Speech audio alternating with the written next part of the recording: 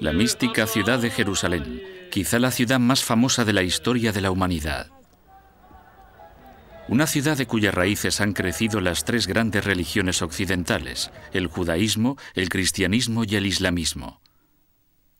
Una ciudad construida sobre la reliquia más poderosa y sagrada del Antiguo Testamento, el Arca de la Alianza.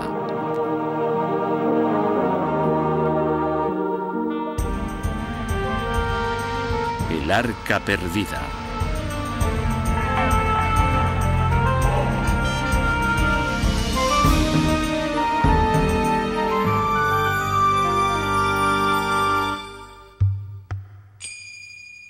Hace 3000 años el Arca llegó a Jerusalén, donde fue venerada como la más sagrada de las reliquias, la materialización de la presencia de Dios en la tierra. Aún así, en algún punto lejano en el pasado, el Arca desapareció misteriosamente, encendiendo la llama de una búsqueda que ha inspirado a creyentes y a cazadores de tesoros durante milenios. Esta búsqueda sigue viva hoy en día como argumento en el género de la ficción. Deseada por cruzados, personajes místicos, arqueólogos y todo tipo de aventureros, la búsqueda del Arca Perdida de la Alianza ha seducido a generaciones enteras. Nuevas pruebas después de miles de años nos pueden mostrar el camino hacia el lugar definitivo en el que descansa el Arca de la Alianza y hacia la solución a uno de los mayores misterios de la antigüedad. Y en el monte Sinaí le entregó a Moisés las 2 tablas de piedra con la ley escrita por el mismo dedo de Dios. Y las cogió, y guardó la ley en el arca. Libro del Éxodo. El Arca de la Alianza, el recipiente sagrado que contenía las tablas originales con los 10 mandamientos, era, según la historia bíblica, el objeto más hermoso y poderoso del mundo. Tenía 2,5 codos de largo, 1,5 de ancho y 1,5 de alto. Construida en madera de acacia, estaba recubierta por dentro y por fuera del más puro de los oros.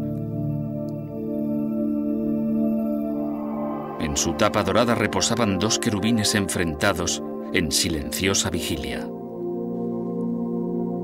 El arca fue construida por los hebreos a los pies del monte Sinaí, y es el objeto descrito más detalladamente del Antiguo Testamento. Los planos, según Moisés, venían directamente de Dios. Entre las 2 figuras de la parte superior del arca, Dios se comunicaba con los sumos sacerdotes en forma de una gran bola de humo o de fuego.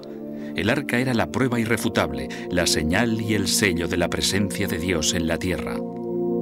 Tenía poderes legendarios: detener el curso de los ríos, derribar montañas, infligir enfermedades o destruir ejércitos. El Antiguo Testamento cuenta cómo durante la campaña de Josué para conquistar la ciudad de Jericó, el arca iba a la cabeza de su ejército. Durante 6 días, un grupo selecto de sacerdotes marchó alrededor de la ciudad llevando el arca con ellos. El 7º día finalizaron la 7ª y última vuelta, y al son de las trompetas de los sacerdotes, las murallas de Jericó se vinieron abajo. En más de 200 referencias, el Antiguo Testamento describe detalladamente los extraordinarios poderes del arca. Durante cientos de años, los hebreos la llevaron consigo en su caminar por el desierto. Cuando el rey David llegó al poder en el siglo XI a.C., llevó el arca a un lejano poblado en el monte Moriah.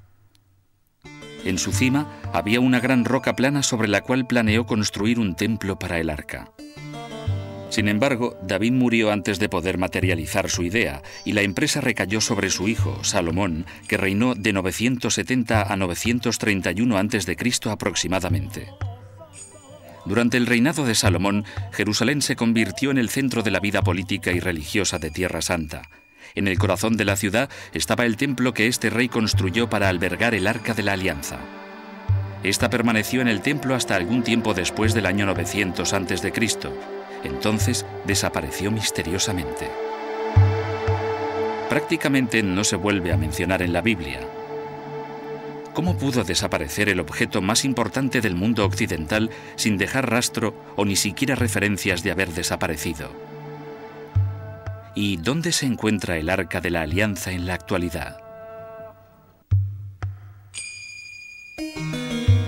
Jerusalén tiene un carácter espiritual. Atrae a peregrinos de todo el mundo. en la época medieval se pensaba que era el centro del universo. Durante milenios ha sido literalmente el centro de todas las religiones occidentales. Una ciudad que fue fundada con un propósito: albergar el Arca de la Alianza. En la actualidad se está llevando a cabo un estudio sobre los restos del antiguo Jerusalén por parte de arqueólogos como Gideon Avni, miembro de la Autoridad de Antigüedades de Israel. El templo que el rey Salomón construyó hace unos 3000 años se situaba justo detrás de mí. Estos escalones que veis aquí son más o menos los mismos que construyó el rey Salomón. Hoy en día sabemos incluso la posición exacta en la que el rey Salomón construyó el primer templo y que en algún lugar en el perímetro del monte del templo había un gran edificio en el que se guardaba el Arca de la Alianza. Según el Libro de los Reyes, la construcción del primer templo empezó alrededor de 966 a.C. Su arquitectura y diseño eran más grandiosos y elaborados que los de cualquier precedente. En el patio interior había un altar de sacrificios y una pila que pesaban cerca de 30 toneladas. La entrada estaba flanqueada por 2 columnas de bronce de 12 metros de altura. Tras las doradas puertas de madera de olivo se encontraba la morada del arca. Lo más sagrado de entre lo sagrado, con las paredes y el techo revestidos y remachados de oro puro. El arca fue definitivamente trasladada a lo que sería su emplazamiento permanente en el Templo de Salomón alrededor del año 955 a.C. Hay que remarcar que no hemos extraído nada sobre el primer período del templo de los restos arqueológicos. Tenemos la Biblia y otras fuentes, aunque la descripción del edificio está basada sobre todo en la Biblia. La parte más sagrada era la interior, a la que se refería como lo más sagrado de entre lo sagrado, y era donde reposaba el arca una vez construido el primer templo. Esta zona sagrada y el edificio fueron emplazados en medio de una gran plataforma que fue creada en la cima del monte del templo. Primero por el rey Salomón y renovada y ampliada más tarde hasta la magnificencia por el rey Herodes. Los pocos restos arqueológicos que hemos encontrado pertenecen sobre todo al segundo templo. Como podéis ver detrás de mí, tenemos los muros originales del período del segundo templo, ampliado por el rey Herodes. Dentro de los muros del monte del templo quedan restos de su pasado dorado, signos del arca, muy poca cosa, que puede que pertenezca al segundo período, pero por lo que sabemos, toda la zona habría sido renovada y reconstruida desde la roca en los períodos tempranos del islamismo, y hay pocas pistas que lo aclaren.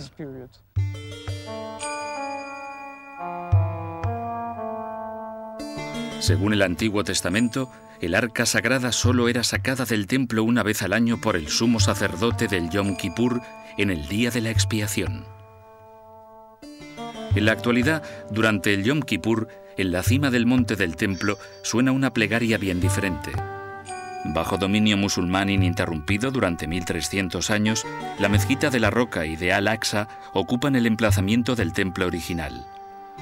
En el centro de la mezquita se encuentra la piedra conocida como Shetiyya, la piedra de la fundación del mundo, desde donde los musulmanes creen que Mahoma emprendió su camino hacia el cielo.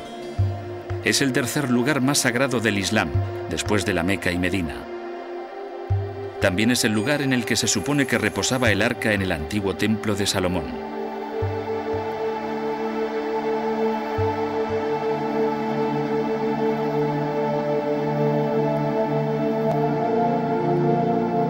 Durante años, la única parte del monte a la que los judíos tenían acceso eran estas largas piedras que formaban parte del muro del oeste del segundo templo. A solo un paso de la mezquita de la Roca, este constituye el lugar más sagrado del judaísmo.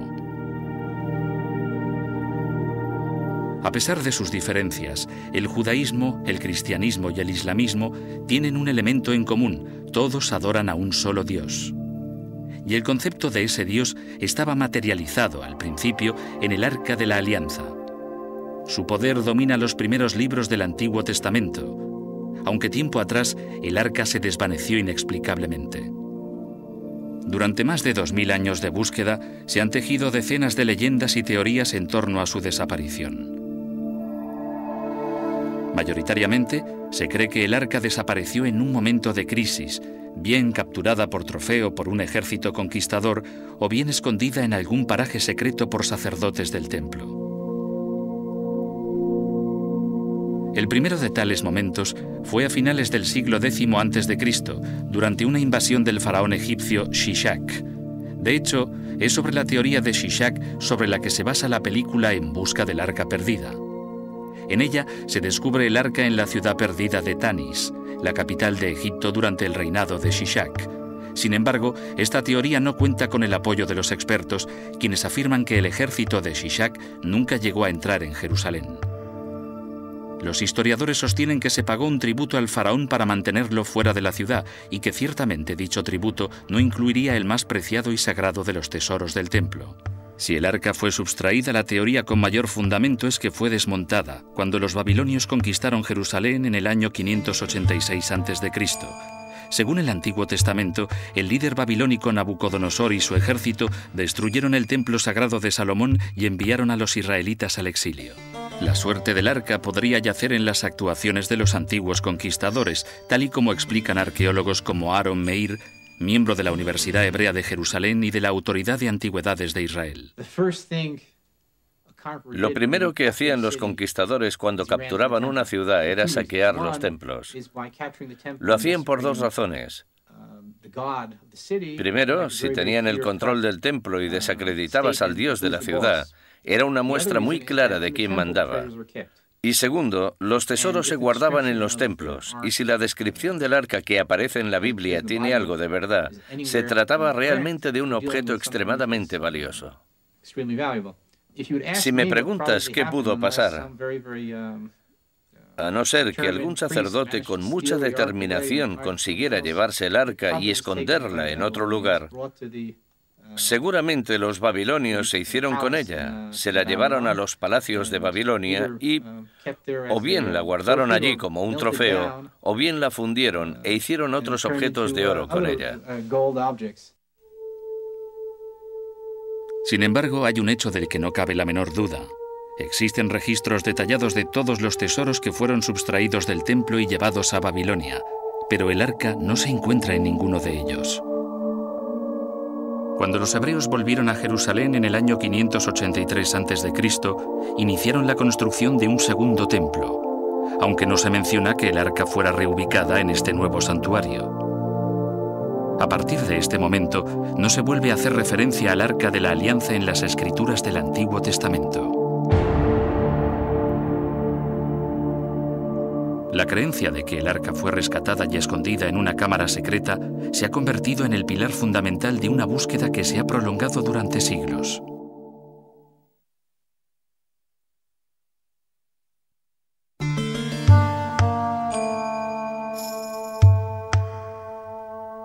El Monte del Templo.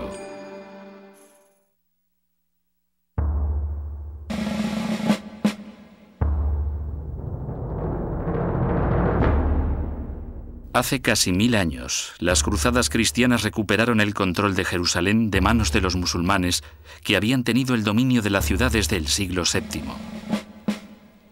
En el año 1119 de nuestra era, un grupo de 9 nobles franceses que se hacían llamar los Caballeros Pobres de Cristo y del Templo de Salomón llegaron a Jerusalén. Se establecieron en la cima del monte Moriah, donde se había alzado en el pasado el Templo de Salomón. Los caballeros sostenían que su misión en Tierra Santa era mantener libre de bandidos el camino hacia Jerusalén. Sin embargo, raramente abandonaban el monte del templo, y en cambio comenzaron a cavar. Desde fuera de la mezquita de Al-Aqsa, los cruzados empezaron a excavar en la cueva natural que yacía debajo de la roca sagrada. La cueva, según la tradición islámica, se conocía como el Pozo de las Ánimas, un pasadizo que conducía a las entrañas de la tierra y que llevaba supuestamente a un tesoro custodiado por demonios. Los templarios estaban buscando el Arca de la Alianza. El Arca habría proporcionado a los templarios un gran poder político en aquel momento histórico. Cavaron y buscaron insistentemente el Arca de la Alianza, pero no la encontraron nunca. En 1126, los caballeros templarios regresaron a Francia sin la preciada reliquia. Sin embargo, quizá descubrieron algo igualmente valioso. El tesoro de Salomón que hallaron no fue el Arca, sino un conocimiento sobre arquitectura que inspiraría una nueva y revolucionaria corriente, el gótico. En épocas más recientes, los arqueólogos israelíes han descubierto la salida de un túnel que excavaron los templarios. El túnel se extiende por debajo del monte del templo, pero debido a las restricciones impuestas por las autoridades musulmanas no ha sido explorado. Quizá nunca se sepa lo que hay al final de esta excavación del siglo XII.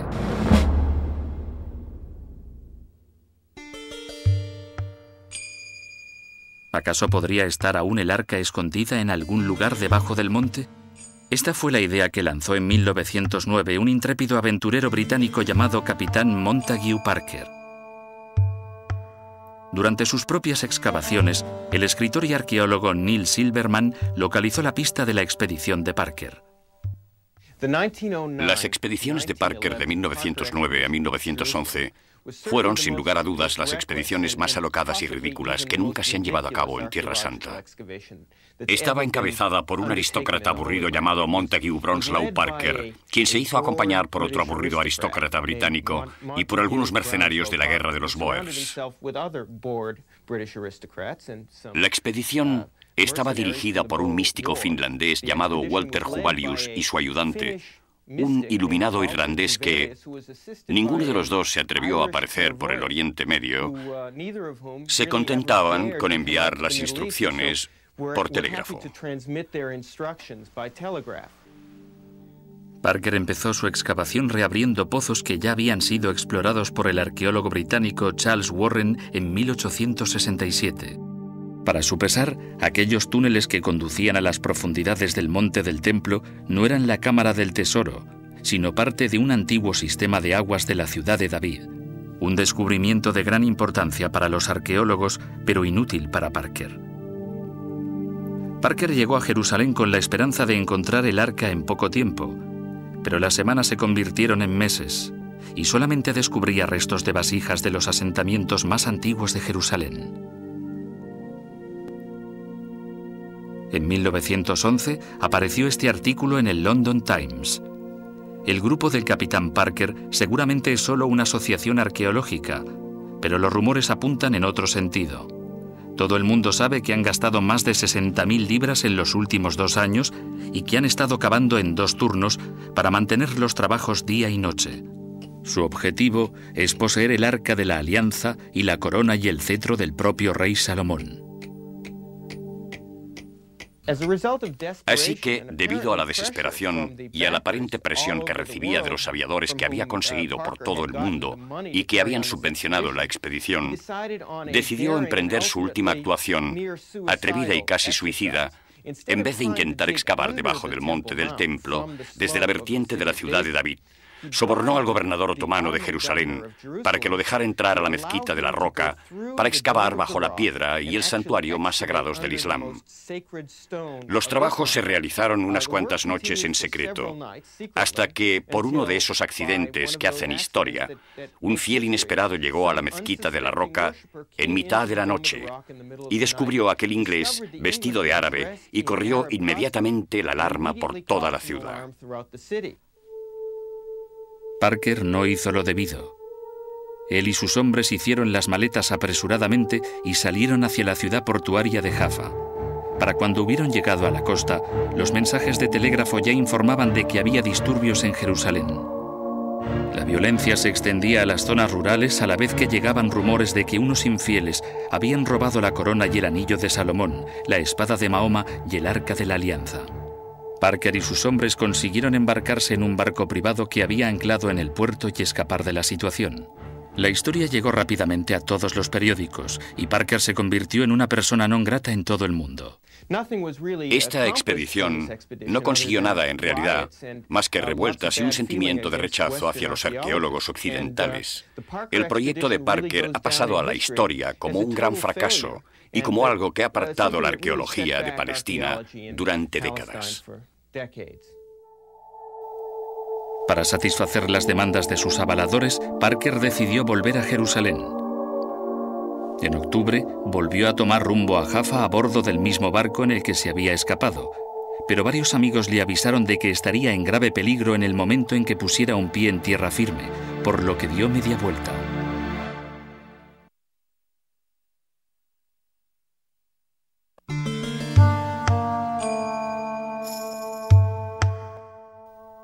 Viaje al sur.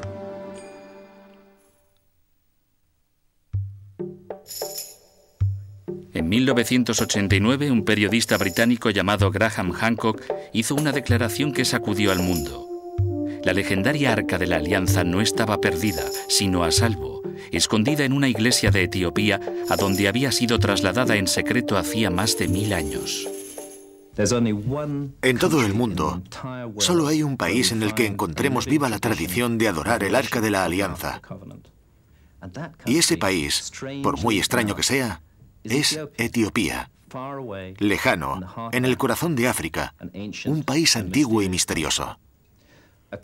Un país que tiene una población judía. Judíos etíopes autóctonos de los que no se sabe su origen. Ningún estudioso ha sido capaz de explicar de manera satisfactoria ni siquiera cómo llegó el judaísmo a Etiopía, ni cuáles son sus orígenes. Además, Etiopía es un país cristiano. Fue uno de los primeros países del mundo en convertirse al cristianismo, aproximadamente en el año 350 después de Cristo. Así que tenemos dos antiguos caminos paralelos, el judaísmo y el cristianismo, que discurren conjuntamente en el país. Ambas fes veneran el Arca de la Alianza, y ambas creen firmemente que ésta descansa actualmente en una pequeña capilla anexa a la iglesia de Santa María de Sion, en Aksum.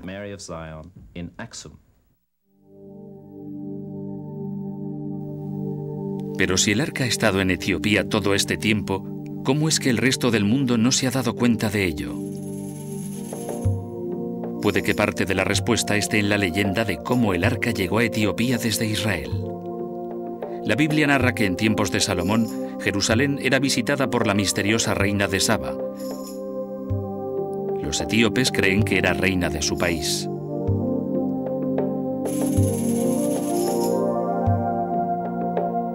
La leyenda del arca y su relación con Etiopía ha sido el objeto de estudio al que el experto y director del Instituto de Estudios Semíticos, el etíope Dr. Ephraim Isaac, ha dedicado toda su vida.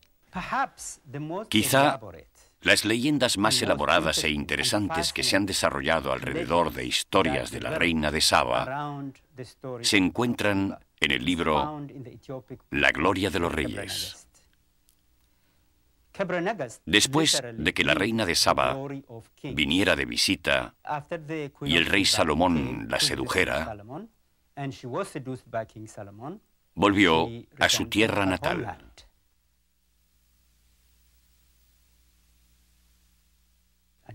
Y se quedó embarazada. Tuvo un hijo al que llamó Menelik.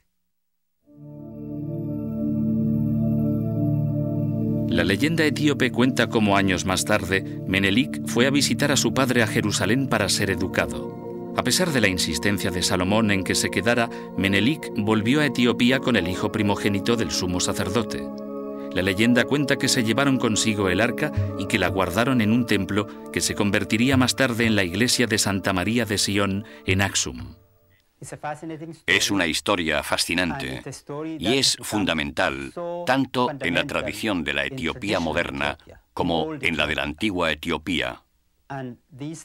Y esos pensamientos, esas creencias, han influido en la actitud de Etiopía hacia el antiguo Israel, hacia la religión de Israel, según la propia leyenda, Junto con Menelik vino la creencia en un solo Dios. ¿Es eso cierto? Como estudioso, siempre se intenta llegar a una verdad que es en realidad algo muy relativo. Es una historia que está ampliamente recogida y respetada en la tradición etíope. Yo no voy a decir si esta historia es verdadera o es falsa, porque yo lo que intento es comprender cuáles son las raíces de dicha historia.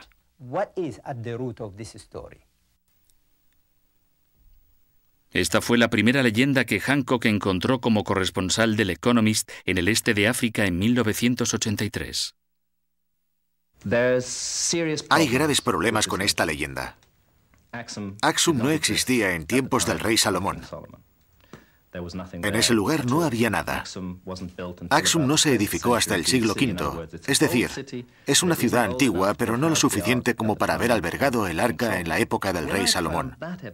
Cuando di con ese dato, empecé a replantearme el tema como un conjunto y empecé a analizar todo lo concerniente a Etiopía.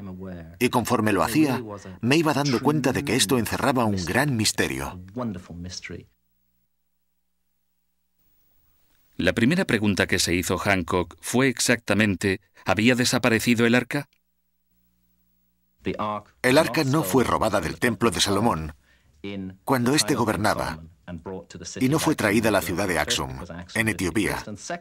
Primero porque Aksum no existía, y segundo porque si estudias la Biblia detalladamente como lo he hecho yo, si aplicas un programa informático a la Biblia para buscar no solo referencias directas al Arca de la Alianza, sino también indirectas, se obtiene un resultado muy interesante.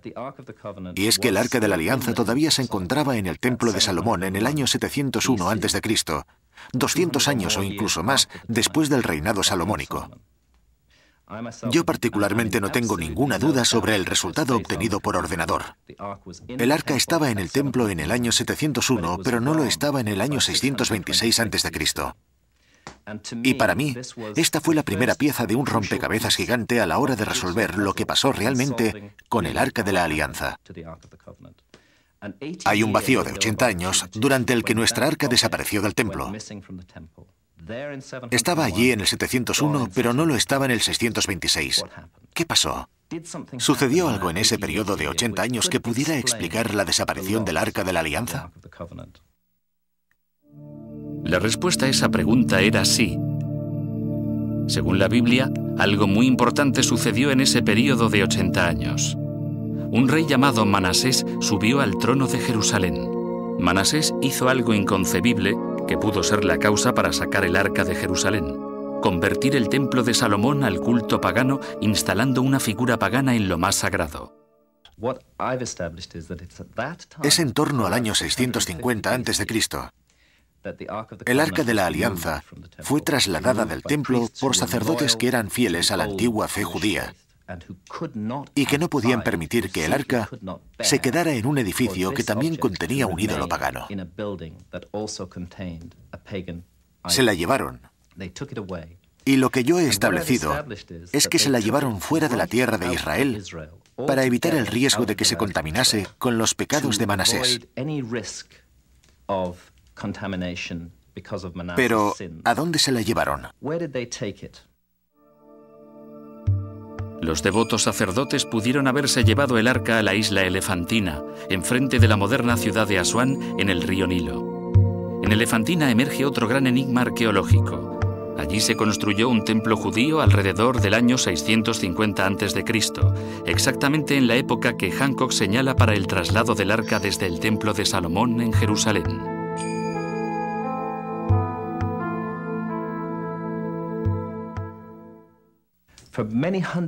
Durante muchos siglos hubo una comunidad judía en la isla de Elefantina.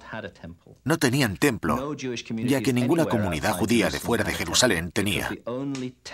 Se suponía que el único templo era el de Salomón, y su función era albergar el Arca de la Alianza del Señor. Pero misteriosamente, al mismo tiempo que el arca desaparece del templo de Salomón de Jerusalén, se construye un templo judío en Egipto, en la isla de Elefantina, con la misma función. albergar el Arca de la Alianza.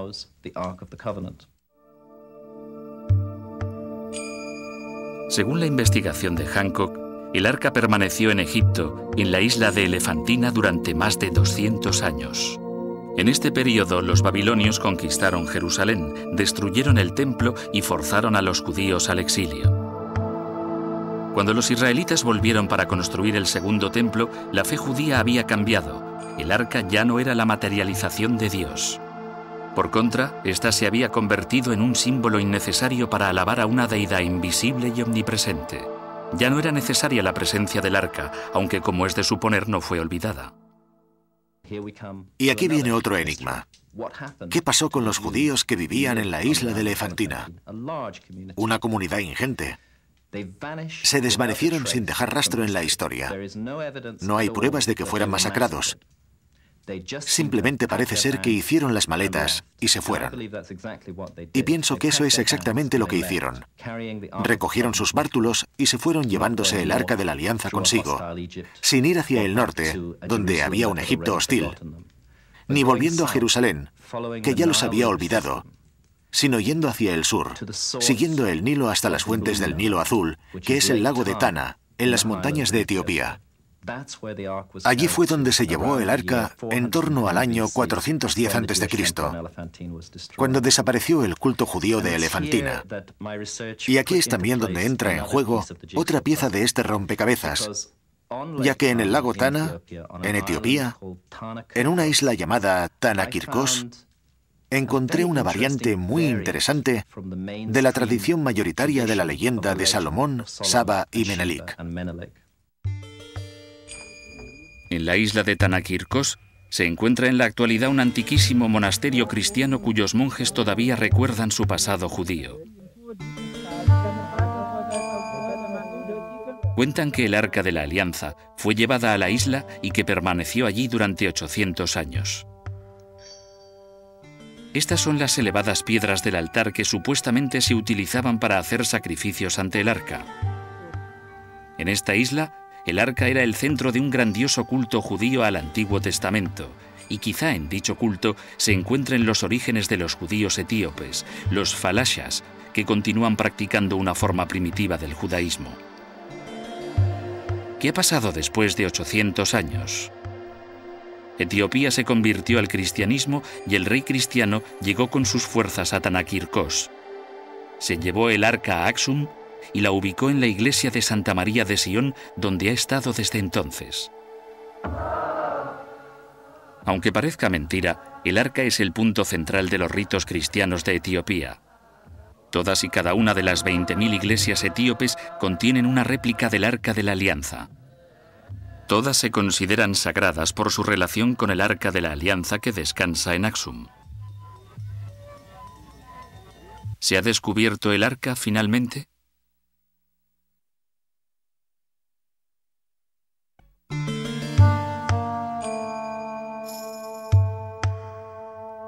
El santuario.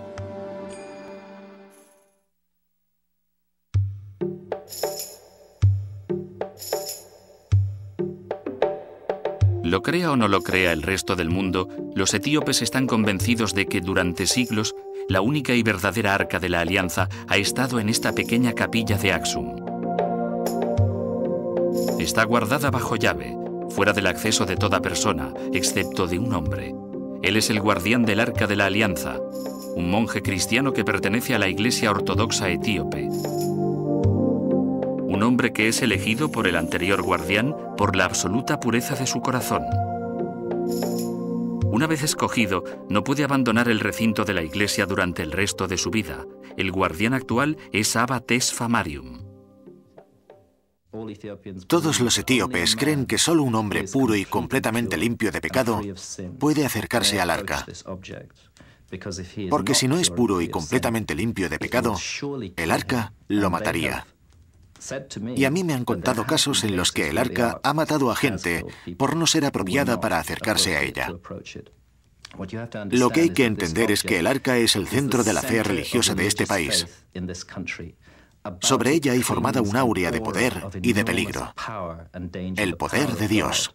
No es algo sobre lo que bromear o reírse. No es ninguna atracción turística.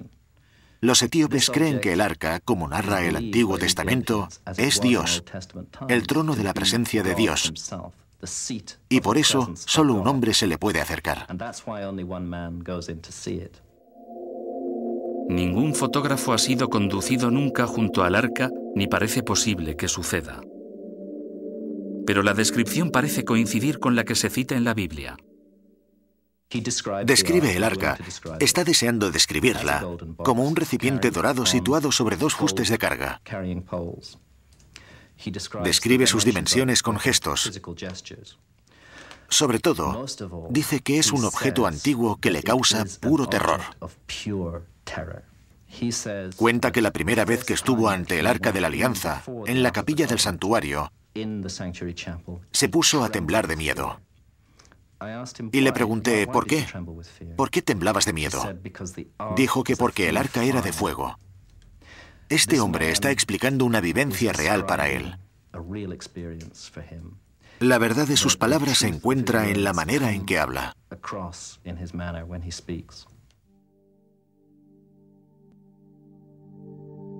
Hancock cree que ha encontrado el arca, pero dar prueba de ello más allá de una duda razonable puede ser imposible. La tradición etíope prohíbe cualquier examen directo. Nunca van a cambiar esa tradición, ni permitirán a nadie entrar en la capilla para ver si el arca se encuentra allí o no. Sería un craso error entrar de incógnito, ya que los etíopes matarían automáticamente a esa persona. No se trata solo de un monje. Él, por supuesto, es la única persona que entra a ver el arca, pero en el complejo monástico de Aksum hay un destacamento militar permanente armado hasta los dientes, que está siempre ahí para asegurarse de que nadie infrinja las normas de seguridad bajo ningún concepto. Lo que ha hecho el señor Hancock es algo fascinante e interesante. Pero como estudioso, tengo que decir que no creo que haya ninguna prueba evidente de que el Arca de la Alianza fuera llevada desde Jerusalén hasta Elefantina. La evidencia circunstancial sugiere claramente que el arca se encuentra en Etiopía. Yo, después de todo, no veo el virus que me causa un resfriado para saber que estoy resfriado. Los síntomas son suficientes para decirme qué es lo que me pasa. Los síntomas aquí, un país entero que venera el Arca de la Alianza, un proceso histórico muy clarificador que lleva el arca a Etiopía, han demostrado muchas cosas, demasiadas para ser ignoradas. Han mostrado de manera firme que el Arca de la Alianza se encuentre probablemente en Etiopía. Quizá algún día las afirmaciones de Hancock puedan ser probadas. Hasta ese momento, la prueba circunstancial es todo de lo que se dispone para ubicar el arca en Aksum. Para Hancock ya es suficiente.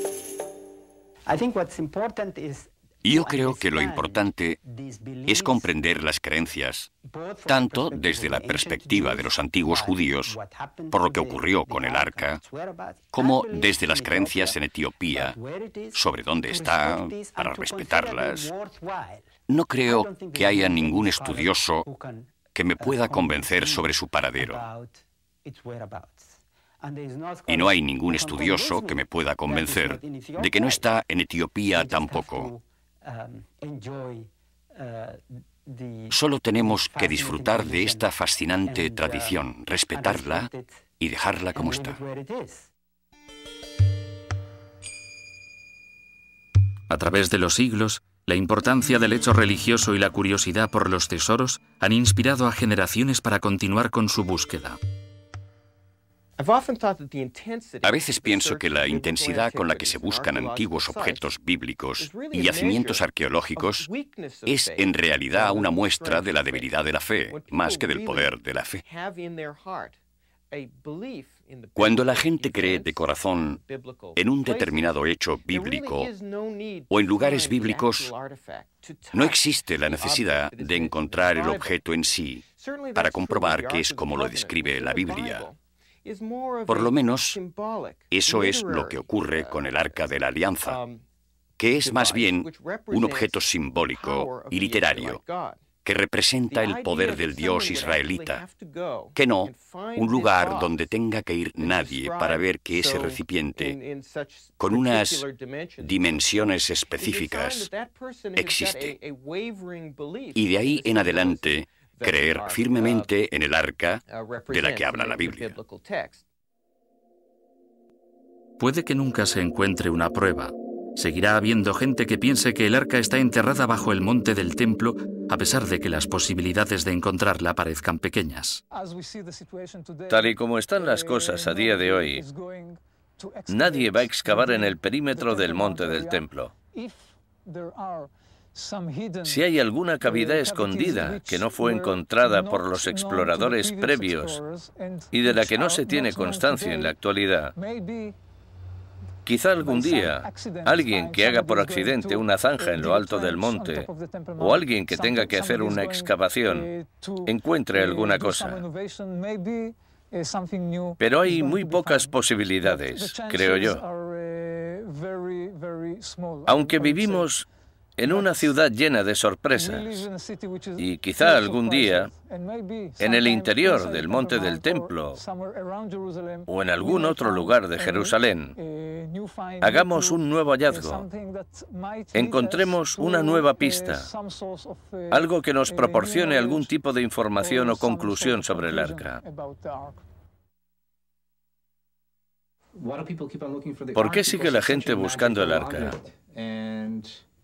Porque es un objeto tan mágico y tan fantástico que para nuestra época moderna, con lo aprendido a través de películas y fantasiosas descripciones,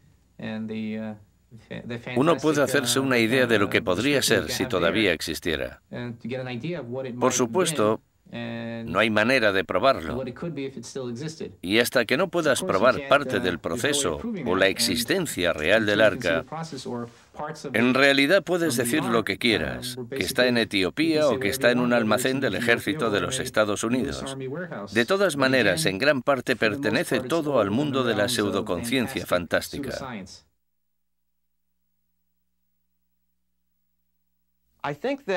Yo creo que es importante que la gente recuerde que las diversas versiones, ya vengan de la literatura rabínica, del profeta Jeremías o de la tradición etíope, reflejan cada una tradición religiosa o una escuela diferente a la hora de concebir el arca y su significado simbólico. Y te lleve donde te lleve esa concepción, ya sea el Monte Nebo divisando Tierra Santa, al propio Jerusalén o a un lugar lejano como Etiopía, cada una refleja una idea de lo que le pasó al carácter sagrado de aquel primer templo, más que la verdadera ubicación del Arca de la Alianza. En ningún caso se pueden leer como mapas literales que te conducen al tesoro. Son todo expresiones religiosas que se han apreciado de esa manera. De entre los antiguos enigmas del mundo, el misterio del Arca de la Alianza es uno de los pocos que ha sobrevivido y que tiene una versión contemporánea. En el punto de mira de las grandes cuestiones sobre la religión y la fe, el Arca todavía ejerce su influencia sobre los que piensan que se encuentra en Etiopía y sobre los que creen que está, en estos momentos y quizá para siempre, perdida en alguno de los lugares secretos de Tierra Santa. Como garantía específica de que Dios existe, su valor como tesoro va más allá del simple oro con el que fue construida. Si el arca fuera encontrada hoy mismo, nadie sabe cuáles serían las repercusiones. Muchos opinan que sería mejor si la suerte del arca continuara siendo un misterio.